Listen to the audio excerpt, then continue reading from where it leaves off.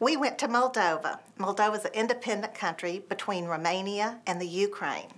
And the main purpose of our trip was a vision trip to see what we could do for the country and the people in the future. Human trafficking is very high in Moldova. It's something that a lot of the teenage girls experience, and that was our vision, to go and see what we could come back and do. Well, I was retiring from my job. I had worked with CPS for many years with children and families, and children who had lost their families and been separated from them. And I was thinking, what am I going to do with myself? And so I decided I wasn't going to commit to anything for 3 months. And after 3 months, I was hoping that God would show me what to do. And 2 months and 2 weeks into it, I was down at a beach, and Debbie Lunell came up to me and said she wanted to talk to me. And the minute she told me, I knew that this was God saying, here's what you're going to do this year.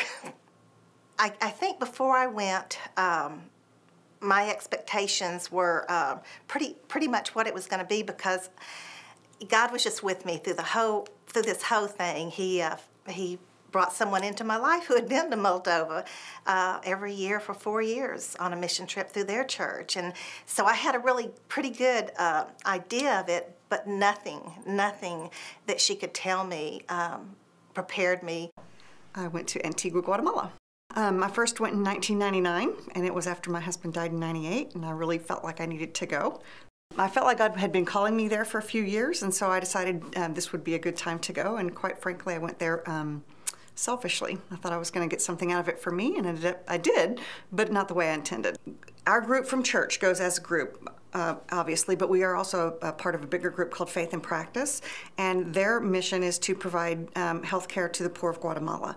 So what we do are medical mission trips, and we go down to Guatemala, and we spend a week down there, and we go to the hospital in Antigua, and we do surgical procedure.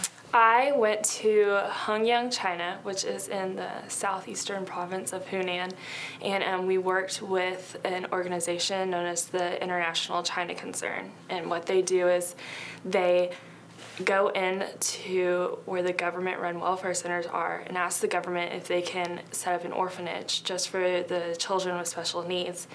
And the government so far has allowed it, and what they do is they go in and find the children with the most extreme medical needs of like cleft palate, CP, anything like that, and then take them in, give them all the medical things they need, and then run adoptions throughout that organization.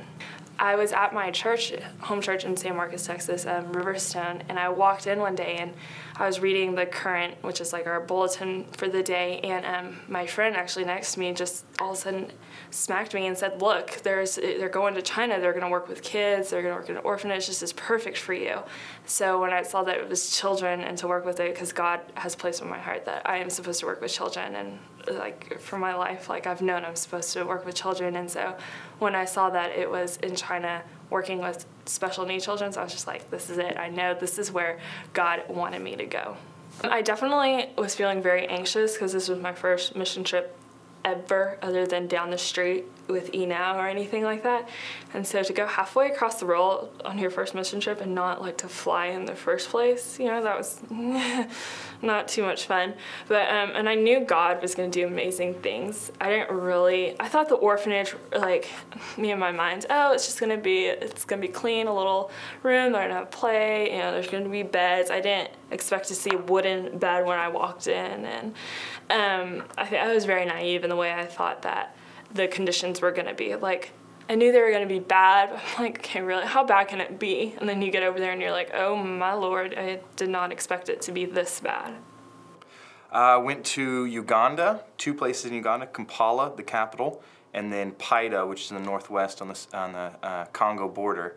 And we went there as what's referred to as a survey trip. My wife and I plan on going there full-time in a couple years, and so we went over there in order to get a better picture of what we would be doing.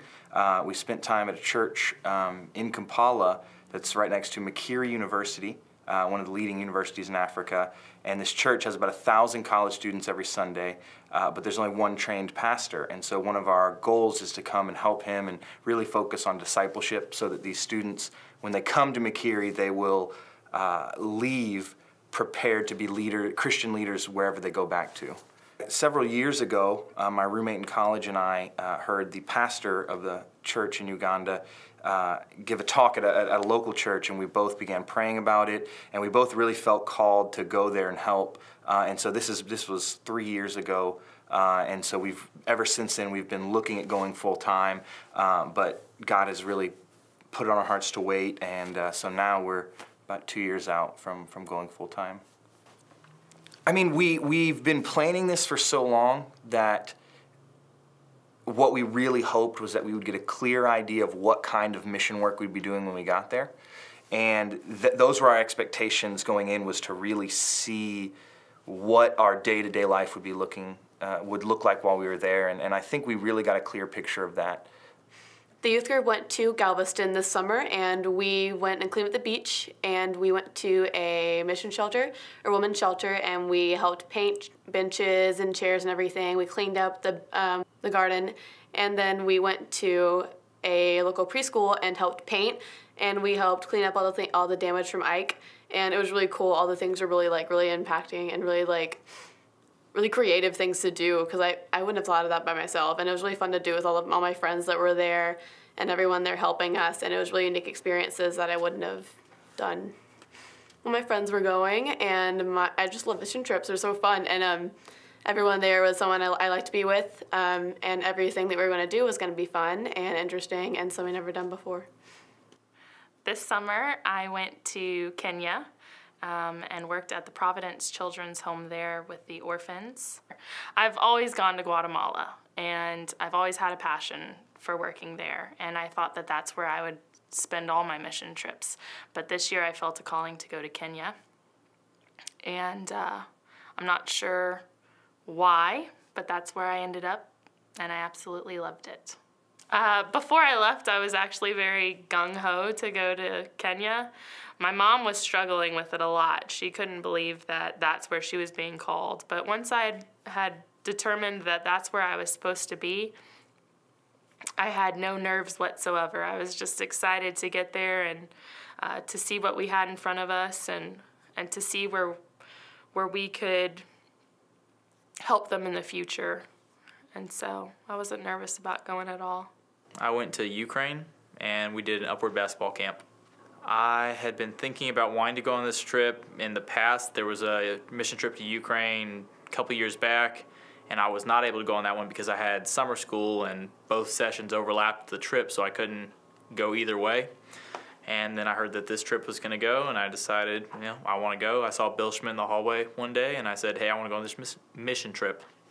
I'm going to probably remember most the preparation that God put me through for the trip, in the fact that I said I wanted to go on the trip, and that was all fine and good, and I was getting the financial stuff, and everything else was being taken care of, but then God said, no, we're going to actually prepare your heart properly for it, and He refocused me on Him. I had idols in my life that I had been focusing on before the mission trip, and every single time I sat down to prepare, God moved me closer and closer and closer to Him by taking idols out of the way and putting Himself in their place, and so that was probably the best preparation I had, and that's what I remember most from that trip.